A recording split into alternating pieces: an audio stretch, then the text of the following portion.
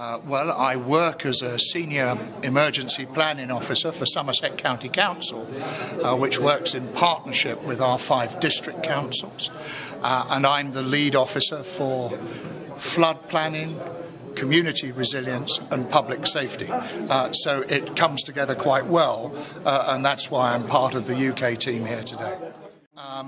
I spend a high portion of my time working with communities down to small villages to try and encourage them to be more self-sufficient and more resilient, because we have found that communities who have thought about the risks in their neighbourhood are far more able to cope when we get problems.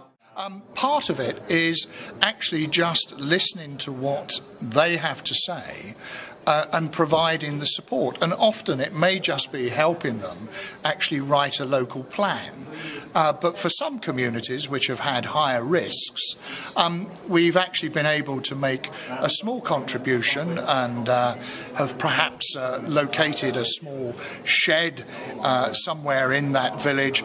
And then we've listened to the community. So if they want high-vis jackets, Wellington boots, and that sort of protective clothing, we've helped supply that.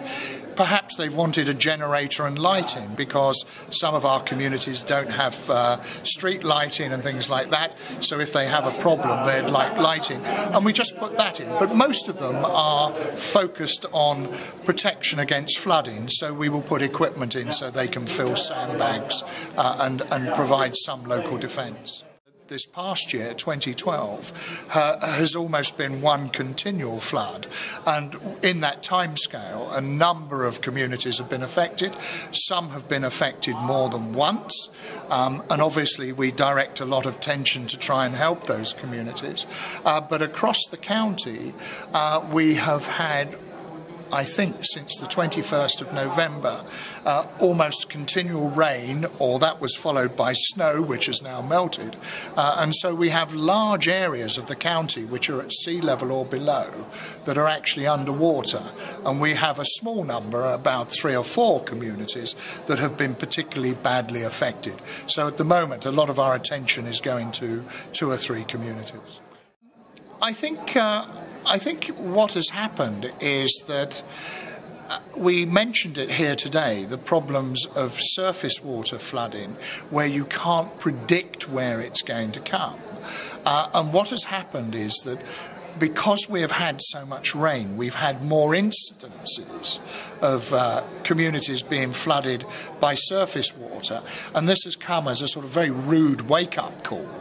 And so more communities are now saying, come and talk to us. And that's not just us as the local authority, that's our partners, so that's people like the Environment Agency, the Fire and Rescue Services, the police and the voluntary agencies, so that we can actually put a multi-agency response, provide perhaps some simple training, basic training, perhaps some simple support equipment, and if nothing else, just actually help them understand their problems and give them the most useful telephone numbers that they may need in order to get the best response possible. The UK had about 1,000 square kilometres of land flooded. Here in the Netherlands it was much more, it was about 70,000 I think. But we received the storm on the Saturday night, and then it transferred across the North Sea to the Netherlands on the Sunday morning. And we were talking earlier on, not actually in session, about the number of lives lost. And there was a terrible loss of life here. 1,836 people died. We lost 307 people died in England, 28 in Belgium and 19 in Scotland. But 230 people also died at sea around UK and around the North Sea. I think we've touched on it very much today, and certainly the last speaker, who was the mayor, who was talking about now is the time that those of us in authority positions, i.e. central government and local government, need to change our attitude to people. And I think probably, if I've seen anything change over the last 7 years, we've moved from telling people what we think they should do, to actually listening to their concerns and trying to respond to those and encourage them to actually make that response themselves. I think very much so. I think today has been very encouraging from all aspects, because we've seen, the problems that the Americans faced in Louisiana around Baton Rouge and New Orleans following the Katrina floods and the floods in 2010. And of course, it has been in the back of our minds throughout the day that today is the 60th anniversary of the 1953 floods in UK, and of course tomorrow it will be a commemorative day here in the Netherlands, and particularly in Zealand, for those people who lost their lives 60 years ago.